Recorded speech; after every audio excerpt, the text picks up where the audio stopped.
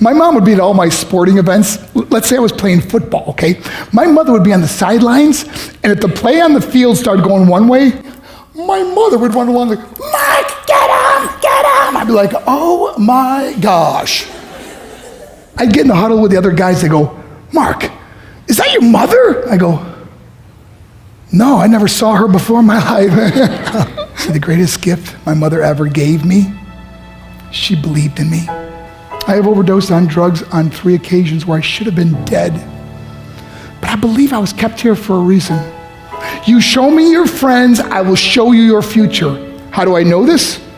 I hung out with losers, and I became the biggest loser of them all because I gave up everything I dreamt about as a little boy because of who I chose to surround myself with. My friends would drive me home at 2, 3, 4 in the morning. We'd be drunk and high, laughing in the car. We'd pull up in front of my house in New York. They go, Mark, the light's on. I go, oh man, my mother's up. See, my mom wouldn't go to bed until she knew her son was still alive. I'd walk in, she'd say, hi, Mark, how was your night? I go, it was good, Mom, I'm just gonna go to bed. She goes, can I talk to you for a minute? I go, Mom, I'm tired, I'm just gonna go to bed. She goes, Mark, I haven't seen you all day and all night. Can I please talk to you? I said, man, just leave me alone. You bug me. I'd slam my bedroom door on the one person who believed in me. I was on a worldwide tour and we were wrestling overseas in Japan. After my wrestling match, I went upstairs in my hotel room and I fell asleep. There was a knock at my door at 3 o'clock in the morning.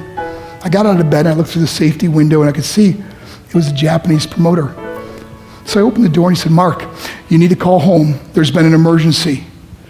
I went and got on the hotel room phone. I called back to the United States. I said, hey, what's going on? They said, Mark, I don't know how to tell you this.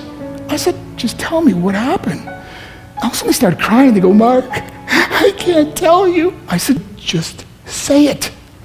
They said, Mark, your mother died. I just threw the phone down. I ran out of my hotel room. I took the elevator to the lobby, and when the doors opened up, I just ran out into the street. I mean, there was no cars, there was no people. It was 3 o'clock in the morning. And I walked down the middle of a street in Hiroshima, Japan, and I remember looking up and just saying, Mom, I am so sorry. I flew home for her funeral, and I was so nervous to walk up to her casket, so I just stood way in the back. And I kept looking from a distance. I kept thinking to myself, Mom, please wake up. Please get up. And then I finally got the nerve to walk up to her. And as I got closer, I could see my mom for the first time. I mean, she was so beautiful. She was dressed in white. I mean, she looked like an angel. And I just stood over and I said, Mom, you are my hero. Everything I am, everything I hope to be was because of you. You loved me so much. You gave me a life. You're the only one that ever believed in me. How did I repay her? By getting drunk, by getting high, by getting stupid, by hanging out with losers? For what? All she ever wanted to do was talk to me. I wish I could talk to you now, Mom. I wish you could see what I'm doing. Why couldn't I have been a better son? We are defined by our choices. But if you surround yourself with people involved in drugs and alcohol and pills, it's a dead end. I'm not here to preach to you. I'm here to tell you I lived that life. It leads to broken hearts, broken relationships, broken dreams, and death. For what? To get high? If you have a mother or a father, when you go home, tell them how much you love them.